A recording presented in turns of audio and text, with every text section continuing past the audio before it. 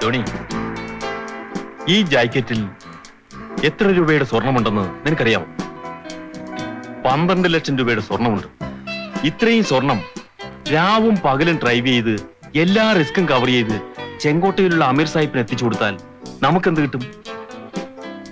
10,000 രൂപ കിട്ടും. 6 ലക്ഷം രൂപ വെച്ച് ഒരാൾക്ക് കിട്ടുകയാണെങ്കിൽ സുഖമായി ജീവിച്ചൂടെ? കാസിം, ഈ ശേഖരൻകുട്ടിയും ജാക്കിയും പണക്കാരായത് നേരായ വഴിക്കൊന്നുമല്ല. കാസിം, നമുക്ക് ഈ സംസാരം ഇവിടെ വെച്ച് നിർത്താം. നിന്റെ സംസാരം കേട്ടിട്ട് എനിക്ക് പേടിയാവും. നീ പേടിച്ചു പോയോ? ഇതുപോലെ പല പരീക്ഷണങ്ങളും ഉണ്ടാവും. നിന്റെ മനസ്സറിയാൻ വേണ്ടി ഞാൻ ചോദിച്ചതല്ലേ. ശേഖരൻകുട്ടി പറഞ്ഞ സർക്കാരിന്റെ കൂട്ടുകാരൻ നീയാണോടാ?